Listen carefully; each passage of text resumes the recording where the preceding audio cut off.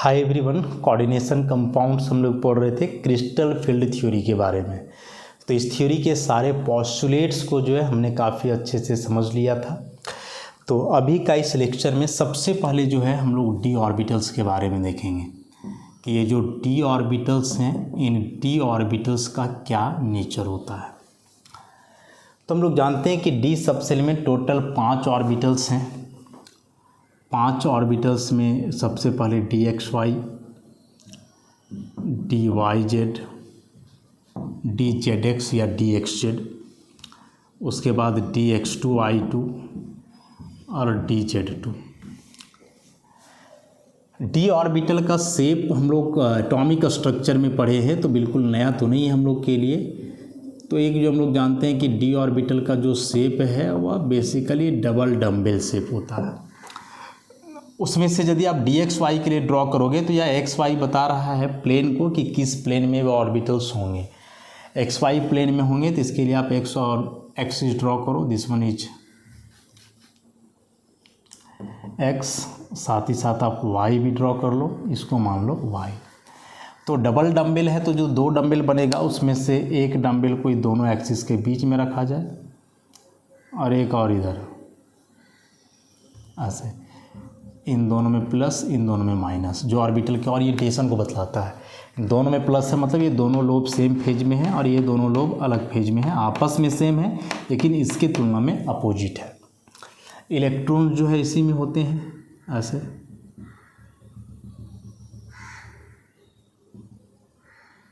इसमें से एक तीसरा आप जेड दिखलाओगे तो यह वर्टिकल एक्सिस होगा, दिस वन।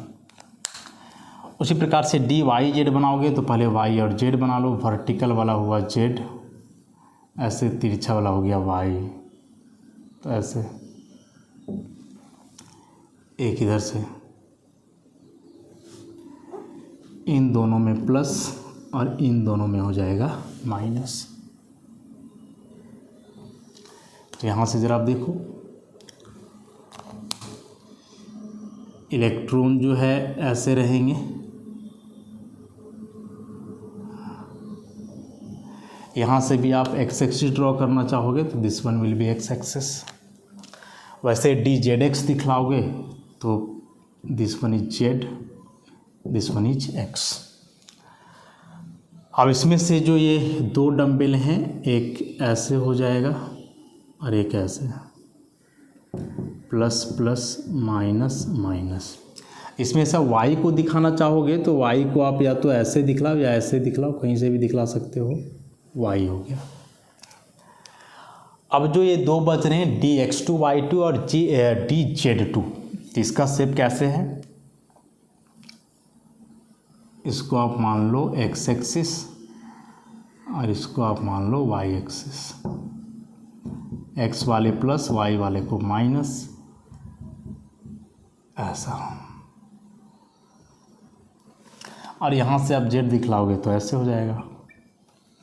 उसी प्रकार से डी जेड स्क्वायर है या D Z to orbital, Z axis, इसमें बीच में जो है एक नेगेटिव कॉलर जिसको हम लोग टॉरस भी बोलते हैं, यहीं से यह हो जाएगा एक्स एक्सिस और ये हो जाएगा वाई, ऐसा। अब जो ये 5 डी ऑर्बिटल्स बनाए गए हैं, इन 5 डी ऑर्बिटल्स में जो ऑब्जर्वेबल चीज़ है जिसको आप ऑब्जर्व कर सकते हो वे क्या है, ज़रा ध्यान से देखो। सबसे पहला है कि डी जेड टू को छोड़ दिया जाए तो इन सब में जो है टोटल 4 लोब्स हैं, 1 2 3 4, 1 2 3 4, 1 2 3 4, 1 2 3 4 और यहाँ बेसिकली 2 है या नेगेटिव कॉलर है जिसके लोब को जनरली हम लोग कंसिडर नहीं करते हैं क्योंकि इसमें या बॉन्डिंग में पार्टिसिपेट नहीं करता। तो डी जेड टू को छोड़ दिया जाए तो जो बाकी के 4 ऑर्बिटल्स हैं, ये चारों ऑर्बिटल्स में 4 लोब्स हैं, साफ दिख रहा है। अब उसमें से ये जो 3 हैं, इनमें जो लोब्स है लाई इन बिटवीन द एक्सिस। ये जो 3 ऑर्बिटल्स हैं, ये 3 ऑर्बिटल्स में जो लोब्स हैं, 4 के चारों लोब्स, ये सारे लोब्स एक्सिस के बीच में हैं। जैसे यहाँ एक्स वाई के बीच में है, यहाँ वाई जेड के बीच में है, यहाँ एक्स जेड के बीच में है। समझ रहे हो बात को? तो ये जो D x Y, D Y Z और D Z X atomic orbitals हैं, इनमें से जो 4 लोब्स हैं जिनमें इलेक्ट्रॉन्स हैं, वे लोब्स एक्सिस के बीच हैं। और यदि लोब्स एक्सिस के बीच है, इसका मतलब कि इलेक्ट्रॉन भी एक्सिस के बीच है। Electrons lie in between the axis. अच्छा, लेकिन वही यदि आप इन दोनों ऑर्बिटल्स को ले लो तो इसमें जो है lobes lie on the axis. इसमें देखो ये जो 2 हैं एक्स एक्सिस पे है और ये जो 2 है वाई है। उसी प्रकार से इसमें या पूरा का पूरा दोनों लोब किस में है? जेड एक्सिस पे है। तो जब लोब एक्सिस पे है तो इलेक्ट्रॉन भी एक्सिस पे होगा। Electron lie on the axis. तो यह बेहद इंपॉर्टेंट था कि जो 5 डी ऑर्बिटल्स होते हैं, तो पहला पॉइंट कि पांचों डी ऑर्बिटल्स में से जो 4 हैं वे 4 लोब से बने हैं और एक ऑर्बिटल जो है डी जेड टू, यह डी जेड टू ऑर्बिटल जो है मात्र 2 लोब से बना है। हालांकि डी जेड टू भी कम्बिनेशन है 2 ऑर्बिटल का, जो हम लोग देखें एटॉमिक स्ट्रक्चर चैप्टर में। तो पहला डिफरेंस यही हुआ कि इनमें से 4 लोब्स हैं, ये जो हुए d x Y, D Y Z, D Z x, d x two, y two, ये सब बने हुए हैं 4 लोब्स। लेकिन इसी में जो डी जेड टू है, इसमें जनरली 2 लोब्स दिखाई दे रहे हैं। सबसे पहला। नेक्स्ट यदि आप बात करोगे तो है ओरिएंटेशन का, कि ये जो 3 हैं d x Y, D Y Z, D Z x, इनमें जो है electron lie in between the axis. लेकिन यदि वही बात करें हम लोग d x two y two और डी जेड टू का, तो electron lie on the axis. Electron lie on the axis, ऐसा। तो बस इस डी ऑर्बिटल के ओरिएंटेशन को आप ध्यान में रखोगे, क्योंकि इसी के आधार पे जो है आगे सारा काम होने वाला है। तो क्रिस्टल फील्ड थ्योरी का जो पोस्टुलेट हमने पढ़ा था कि जब उसमें कोई ट्रांजिशन मेटल आयन या कोई मेटल आयन बॉन्ड बनाता है लिगैंड्स के साथ, तो बॉन्ड बनाने के बाद जो है उसके जो 5 डी ऑर्बिटल्स हैं वे आइडेंटिकल नहीं रह जाते हैं, मतलब वे डिजेनरेट नहीं रह जाते हैं। डिजेनरेट नहीं रह जाने का कारण है रिपल्सन, कि उस डी ऑर्बिटल में जो इलेक्ट्रॉन है उस इलेक्ट्रॉन का नेगेटिव फील्ड आने वाला लिगैंड का नेगेटिव फील्ड के साथ इंटरैक्ट करेगा और सेम चार्ज का इलेक्ट्रिकल फील्ड है तो उसके बीच होगा रिपल्सन। और रिपल्सन होने से यह जो डी ऑर्बिटल स्प्लिट करता है, यही क्रिस्टल फील्ड स्प्लिटिंग कहलाता है। तो यह डी ऑर्बिटल स्प्लिट कैसे करता है, बेसिकली हम लोग को समझना यही बात है। तो उसमें से अलग अलग कॉम्प्लेक्स के लिए अलग अलग होगा। तो सबसे पहले हम लोग देखें crystal field splitting of d atomic orbitals of CMI in octahedral field। कि यदि कोई ऑक्टाहेड्रल कॉम्प्लेक्स हो तो उस ऑक्टाहेड्रल कॉम्प्लेक्स में जो सेंट्रल मेटल आयन है उसके 5 डी ऑर्बिटल्स कैसे टूटेंगे, किस प्रकार से स्प्लिट करेंगे, सबसे पहले हम लोग इसको देखेंगे। तो एक ऑक्टाहेड्रल कॉम्प्लेक्स के बारे में हम लोग क्या जानते हैं? जानते हैं इसमें कि जो सेंट्रल मेटल आयन है यह घिरा होता है 6 लिगैंड से, ऐसा। और इन 6 लिगैंड्स का जो बॉन्ड है, इस बॉन्ड के ओरिएंटेशन के बारे में यदि हम लोग जानें तो जानते हैं कि ये सारे बॉन्ड्स एक दूसरे के परपेंडिकुलर हैं। और ये सारे परपेंडिकुलर है, इसका मतलब हुआ कि ये 6 के 6 लिगैंड्स एक्सिस के एलोंग हैं। और ये एक्सिस के एलोंग है, इसका क्या मतलब हुआ? तो इसका मतलब कुछ ऐसा हुआ कि यदि इसको आप मान लो एक्स एक्सिस, तो इधर हो गया +x, इधर हो गया -x। उसी प्रकार से यदि आप इसको मान लो y एक्सिस, तो इधर हो गया +y, इधर हो गया -y। और वैसे ही यदि इसको आप मान लो जेड एक्सिस, तो ये हो गया प्लस जेड और ये हो गया माइनस जेड। तो एक ऑक्टाहेड्रल कॉम्प्लेक्स में सेंट्रल मेटल आयन जो 6 लिगैंड्स से जुड़ा होता है, वे 6 के 6 लिगैंड्स एक्सिस के अलोंग हैं। 2 लिगैंड्स एक्स एक्सिस पे हैं plus x minus x, 2 y पे हैं प्लस वाई माइनस वाई, और बाकी के 2 लिगैंड्स जेड पे हैं प्लस जेड और माइनस जेड। तो इससे अब हम लोग क्या समझेंगे? तो क्रिस्टल फील्ड थ्योरी का क्रिस्टल फील्ड थ्योरी का जो एजम्पशन था, उस एजम्पशन में हमने क्या देखा था कि जो सेंट्रल मेटल आयन है, इस सेंट्रल मेटल आयन के अगल बगल जो डी ऑर्बिटल में इलेक्ट्रॉन्स हैं, वे इलेक्ट्रॉन्स प्रोड्यूस करते हैं नेगेटिव फील्ड। मैंने मान लो कि डी ऑर्बिटल्स। उसके बाद फिर हम लोग देखें कि लिगैंड जब इधर आता है तो अपना नेगेटिव फील्ड को सामने करता है ऐसे। तो इसका नेगेटिव फील्ड इस डी ऑर्बिटल में जो इलेक्ट्रॉन है, उस इलेक्ट्रॉन का नेगेटिव फील्ड से इंटरैक्ट करता है, तब जाकर के ऑर्बिटल का स्प्लिटिंग होता है। तो अब यहाँ जो हम लोग को बात समझना है कि डी ऑर्बिटल्स तो टोटल 5 पढ़ा हमने। डी एक्स वाई पढ़ा, डी वाई जेड पढ़ा, d Z x, d x two y two और डी जेड टू। इसमें से ये 3 का क्या देखे थे कि electron lie in between the axis,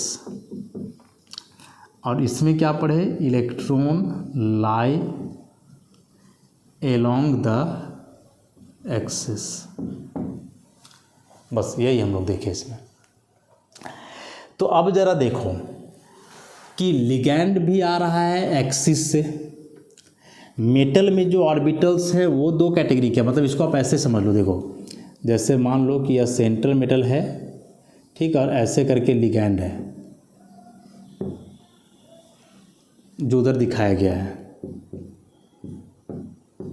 ठीक। अब जो यहाँ मेटल है, मेटल का जो ऑर्बिटल है डी, इसमें से कुछ ऑर्बिटल का लोब एक्सिस के बीच है। मतलब मान लो कि एक ऑर्बिटल है, उसका लोब ऐसे है, और एक ऑर्बिटल है, उसका लोब इस एक्सिस पर है ऐसे। तो जाहिर सी बात है कि जिस ऑर्बिटल का लोब एक्सिस पर है वह लिगैंड के डायरेक्शन में है, क्योंकि लिगैंड भी आ रहा है एक्सिस से। मेटल का डी ऑर्बिटल का लोब भी है एक्सिस पर। तो मेटल का जिस डी ऑर्बिटल का लोब एक्सिस के अलोंग है, उसमें इलेक्ट्रॉन क्या होगा कि लिगैंड के ठीक सामने होगा। तो अब लिगैंड के द्वारा नेगेटिव फील्ड प्रोड्यूस किया गया 100, और मेटल का डी ऑर्बिटल के द्वारा जो नेगेटिव फील्ड प्रोड्यूस किया गया 100, दोनों सामने सामने आ जाएगा। और जब ये दोनों सामने सामने आ जाएगा तो दोनों के बीच तो भयंकर वाला रिपल्सन होगा। और हम लोग जानते हैं कि रिपल्सन होने से एनर्जी क्या होता है, बढ़ता है, इन्हांस करता है। रिपल्सन इसके साथ भी होगा, लेकिन चूंकि यह लिगैंड के एकदम सामने नहीं है, थोड़ा दूर है, तो यहाँ का जो रिपल्सन होगा वह कम, लेकिन ये जो सामने में ऑर्बिटल है इसका जो रिपल्सन होगा वह ज़्यादा होगा। तो चूंकि एक ऑक्टाहेड्रल कॉम्प्लेक्स में जो लिगैंड्स हैं वे सेंट्रल मेटल आयन को अप्रोच करते हैं एक्सिस के अलोंग। तो सेंट्रल मेटल आयन के जिस ऑर्बिटल का लोब एक्सिस पर ही है, उसका इलेक्ट्रॉन लिगैंड के ठीक सामने सामने होगा। तो उस केस में रिपल्सन बहुत ज़्यादा होगा और एनर्जी भी उसी रेट से बहुत ज़्यादा बढ़ेगा। और जिस ऑर्बिटल का लोब एक्सिस के बीच है, मतलब वह लिगैंड से थोड़ा दूर है, तो रिपल्सन वहाँ भी होगा लेकिन थोड़ा कम। और वैसे ऑर्बिटल का जो एनर्जी बढ़ेगा वह थोड़ा कम बढ़ेगा। समझ गए? तो उस हिसाब से यदि आप देखोगे तो ज़्यादा रिपल्सन कौन फील करेगा? ऑब्वियसली ये दोनों ऑर्बिटल्स dx2y2 और dz2, क्योंकि इन्हीं ऑर्बिटल्स का लोब एक्सिस पे था, मतलब लिगैंड के डायरेक्शन में आ जाएगा। और जब लिगैंड के डायरेक्शन में आ जाएगा तो ज़्यादा रिपल्सन फील करेगा। और ये जो 3 डी ऑर्बिटल है, इसमें यदि इलेक्ट्रॉन है तो वह लिगैंड से थोड़ा दूर होगा। थोड़ा दूर होगा मतलब कि उसमें रिपल्सन क्या होगा, कम। और रिपल्सन कम होने का मतलब कि उसका एनर्जी जो है कम बढ़ेगा। समझ गए? तो इस ओवरऑल फैक्ट के आधार पे यदि अब हम लोग ड्रॉ करें ऑर्बिटल के स्प्लिटिंग को, तो कैसा बनाया जा सकता है समझोगे। बस अभी तक के बाद से हम लोग इतना ही समझे कि डी ऑर्बिटल जो टूटेगा वो कैसे टूटेगा। आप समझे 3 ऑर्बिटल एक जैसे हो गए, dxy, dyz और dzx। तो ये तीनों का एनर्जी बढ़ेगा लेकिन उतना नहीं बढ़ेगा। बाकी के जो दो हैं Dx2Y2 और DZ2, ये चूँकि और भी लिगैंड के ठीक सामने सामने आ रहे थे तो इनसे रिपल्सन ज़्यादा होगा और इस केस में एनर्जी जो है वह बहुत ज़्यादा इन्हांस करेगा। तो अब इसके आधार पे हम लोग बनाएं डायग्राम। तो मान लिया जाए कि यह नीचे से ऊपर जो है एनर्जी इंक्रीज कर रहा है, बढ़ रहा है। अब इसमें से D के 5 ऑर्बिटल्स को हम लोग कंसिडर करें, 1 2 3 4 5। These are 5 d atomic orbitals of free metal ion। कोई फ्री मेटल आयन है, मतलब अभी वह कॉम्प्लेक्स कंपाउंड नहीं बनाया है, तो उसके लिए ये 5 d ऑर्बिटल्स हैं, पांचों को एक साथ बनाया गया है। मतलब इन ऑर्बिटल्स का जो एनर्जी है वह क्या होगा, सेम होगा, इक्वल एनर्जी होगा। अब क्या होगा कि जैसे ही यह free metal ion complex compound बनाएगा तो वह लिगैंड की कांटेक्ट में आएगा, लिगैंड के संपर्क में आएगा। तो सबसे पहले वहाँ पांचों ऑर्बिटल का एनर्जी एक साथ बढ़ेगा, ऐसा। 1 2 3 4 5। तो these are 5 d atomic orbitals of metal ion in a spherically symmetrical field। क्या इसका मतलब हुआ, सो देखो, या थोड़ा सा आगे इसको समझ ही लेते हैं। तब यहाँ से जाने के बाद अब जो ये 5 ऑर्बिटल्स हैं ये टूटेंगे, और इन 5 ऑर्बिटल्स में जो ऑर्बिटल था वह कौन कौन सा था, dxy, dyz, dzx, dx2y2 और dz2। तो अब यहाँ हम लोग देखें कि इन जो दो ऑर्बिटल्स हैं जिनका लोब एक्सिस पे हैं इनका रिपल्सन ज़्यादा होगा, और ये जो 3 जिनका लोब एक्सिस के बीच था इनसे जो रिपल्सन होगा वह कम होगा। तो यहाँ से ये दोनों ऑर्बिटल का एनर्जी जो है ज़्यादा इंक्रीज करेगा, ऐसा। और ये जो 3 हैं इनका एनर्जी थोड़ा कम।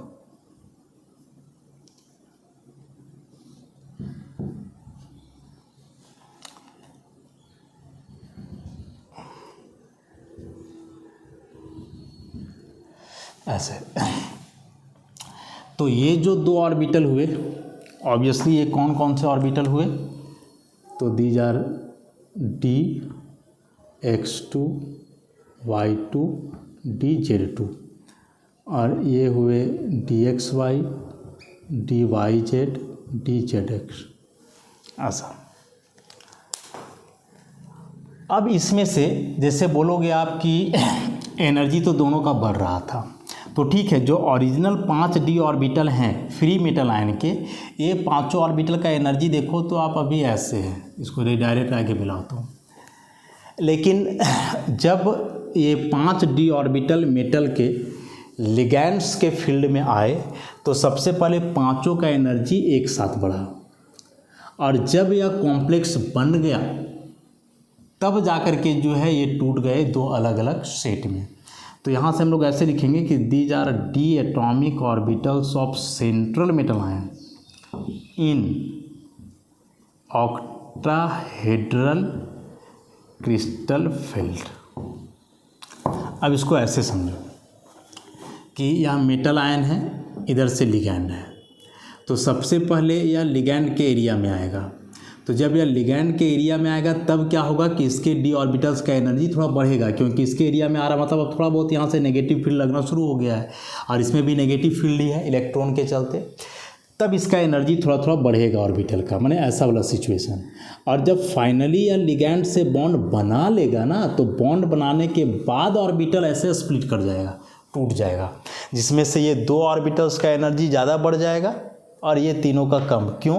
क्योंकि ये दोनों का लोब जो था एक्सिस के अलॉन्ग था जहाँ की लिगैंड आ रहा था, और ये दोनों थोड़ा एक्सिस से दूर था, मतलब लिगैंड से दूर, इसलिए इसमें से कम रिपल्सन हुआ, तो एनर्जी भी कम बढ़ा। तो यह जो हाईएस्ट एनर्जी ऑर्बिटल है, जिसका एनर्जी देख रहे हो बहुत ज़्यादा है, इसको हम लोग बोलते हैं E G set of orbital. Small E और नीचे बेस में है जी जीरेड।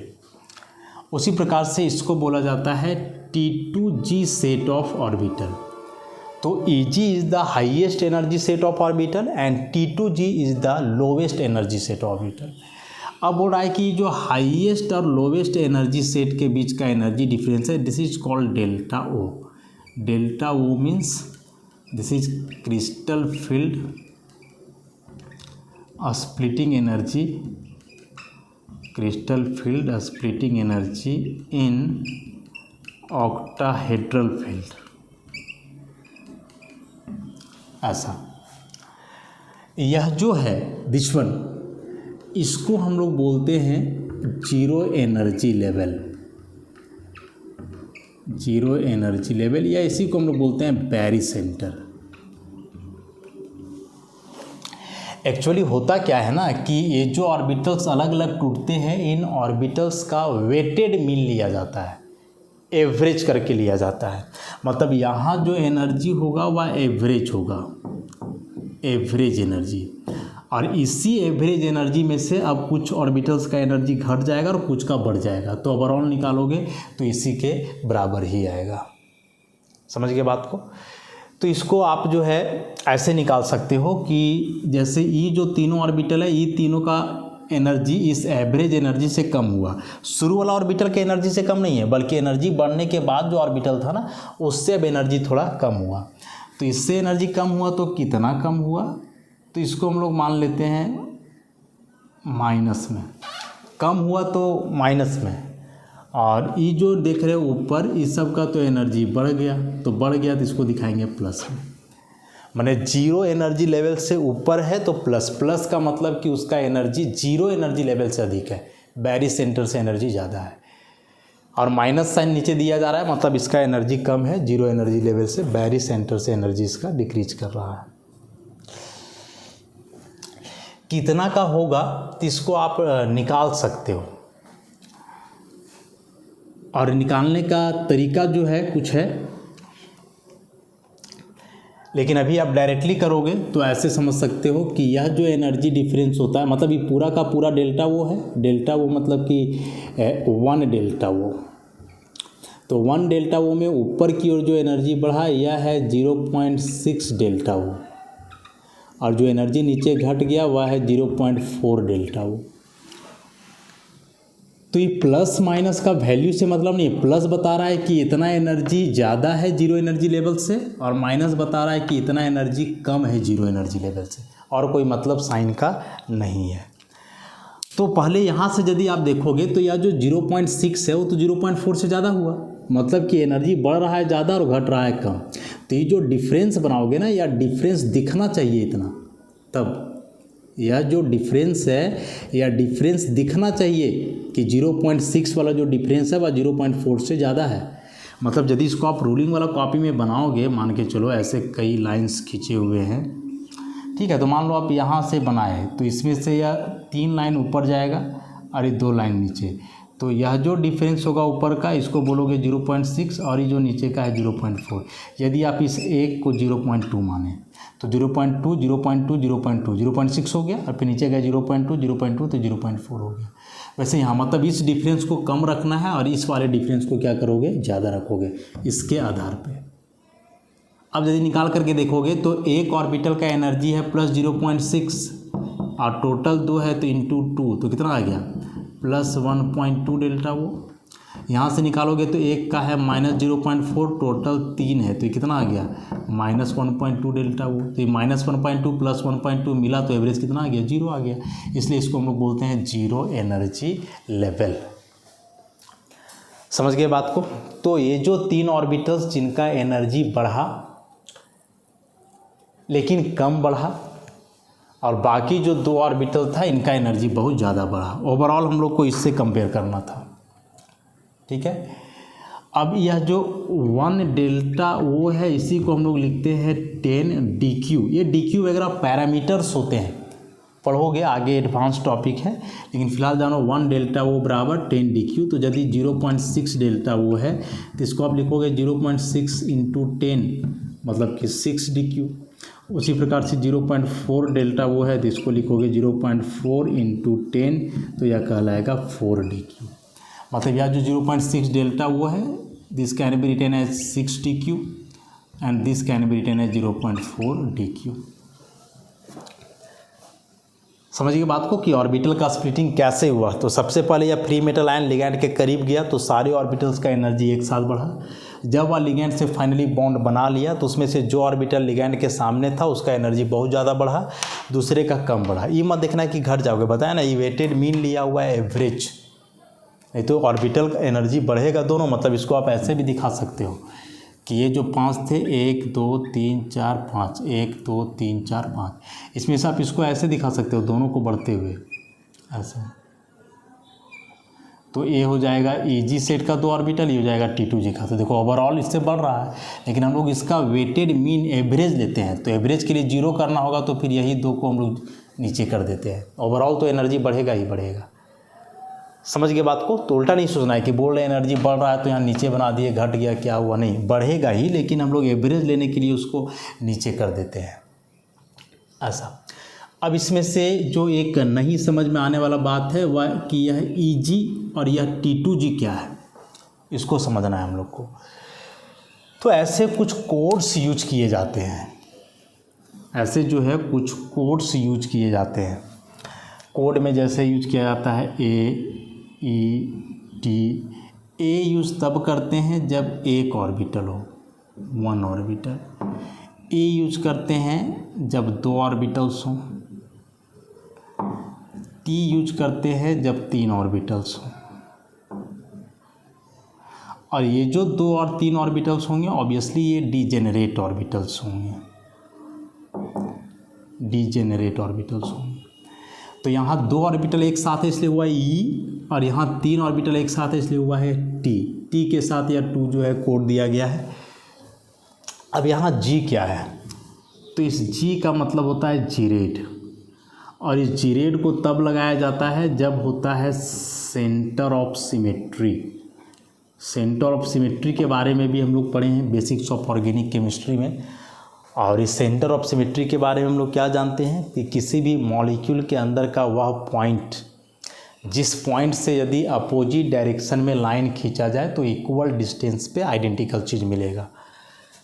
तो जैसे ऑक्टाहेड्रल कॉम्प्लेक्स के बारे में हम लोग जानते हैं, ऐसा लिगैंड लिगैंड ऐसे। अब मान लो इस सेंट्रल मेटल आयन के पास एक पॉइंट सेंटर, तो यहाँ से हम लोग ऊपर गए तो मिला L, उतना ही डिस्टेंस नीचे आए तो यहाँ भी मिला L, इस तरफ गए तो L, उतना ही अपोजिट आए तो L, फिर इधर गए तो L, उतना ही अपोजिट गए तो L। तो इस पॉइंट से जब अपोजिट डायरेक्शंस में लाइन खींचा जा रहा है तो इक्वल डिस्टेंस पे सेम चीज़ मिल रहा है, और इक्वल डिस्टेंस पे सेम चीज़ मिल रहा है हर तरफ से, तब इसी पॉइंट को हम लोग बोलेंगे I मतलब कि सेंटर ऑफ सिमेट्री। इसी पॉइंट को हम लोग बोलेंगे, और जिसमें यह सेंटर ऑफ सिमेट्री हो उसी में लगाया जाता है G। तो चूंकि एक ऑक्टाहेड्रल कॉम्प्लेक्स में सेंटर ऑफ सिमेट्री होता है इसीलिए हम जो यहाँ कोड लगाएंगे G। और E और T का मतलब तो बता दिए कि E का मतलब होता है डबली डिजेनरेट, माने 2 ऑर्बिटल्स एक साथ हों जिनका एनर्जी बराबर। T मतलब ट्रिपली डिजेनरेट, माने 3 ऑर्बिटल जिनका एनर्जी बराबर हो एक साथ हो तब। तो समझ गए, यही था ऑक्टाहेड्रल क्रिस्टल फील्ड में कैसे स्प्लिटिंग होता है ऑर्बिटल्स का वह। इसके लिए पूरा क्रिस्टल फील्ड थ्योरी के पॉइंट्स को आपको ध्यान में रखना होगा, क्या क्या उसके पोस्टुलेट्स थे। उसके बाद एक ऑक्टाहेड्रल कॉम्प्लेक्स में लिगैंड्स कैसे अप्रोच करते हैं सेंट्रल मेटल आयन को, इस बात को जानना होगा। और उसके बाद फिर कैसे इंटरैक्शन होगा, कौन से ऑर्बिटल का रिपल्सन कैसा होगा तब, और उस आधार पे जो है आपको यहाँ बनाना पड़ेगा इन ऑर्बिटल्स को। 0 एनर्जी लेवल बैरी सेंटर याद रखना। और इस 0 एनर्जी ऑब्जेक्टिव क्वेश्चन के लिए बड़ा इंपॉर्टेंट है कि एक ऑक्टाहेड्रल कॉम्प्लेक्स में जो T2J सेट के ऑर्बिटल्स हैं उनका एनर्जी 0 एनर्जी लेवल से कितना होता है, तो 0.4 डेल्टा हो। EG वाले का 0.6 डेल्टा हो। ओवरऑल मिलाएंगे तो 0 आ जाएगा जब एवरेज निकालोगे तो ऐसा। या फिर स्प्लिटिंग दिखाना आएगा तो यही पूरा चीज़ को दिखाना होगा इस डायग्राम को बना करके। पहले आपका एनर्जी एक साथ बढ़ाओगे एवरेज, फिर यहाँ जाने के बाद इसको तोड़ दोगे, यहाँ से यहाँ पूरा कहलाया delta O, crystal field splitting energy. Crystal field splitting energy मतलब बताया कि जो हाईएस्ट एनर्जी ऑर्बिटल है और लोवेस्ट एनर्जी, इसके बीच का एनर्जी डिफरेंस। तो इसको एक दो बार लिख करके प्रैक्टिस करोगे, समझ में आएगा, कंसेप्चुअल चीज़ है, क्योंकि इसी के आधार पे फिर अभी हम लोग पढ़ेंगे टेट्राहेड्रल कॉम्प्लेक्स के लिए पढ़ेंगे, स्क्वायर प्लेनर कॉम्प्लेक्स के लिए पढ़ेंगे, तो यह स्प्लिटिंग फिर समझना वहाँ काफ़ी इम्पॉर्टेंट हो जाएगा। तो इसके लिए बताया ना कि उस ज्योमेट्री को अच्छे से समझना होगा कि ऑक्टाहेड्रल, टेट्राहेड्रल, स्क्वायर प्लेनर क्या है, और उसके बाद इस डी ऑर्बिटल्स के नेचर को ढंग से समझना होगा, तब बातें क्लियर होंगी। बाकी सब कुछ कोड जी वगैरह क्या है सबको तो बतला ही दिए। तो आज के लिए हम लोग इतना ही रखते हैं। नेक्स्ट लेक्चर में फिर टेट्राहेड्रल और स्क्वायर प्लेनर कॉम्प्लेक्स में कैसे स्प्लिटिंग होगा ऑर्बिटल्स का, उसको डील करेंगे। धन्यवाद।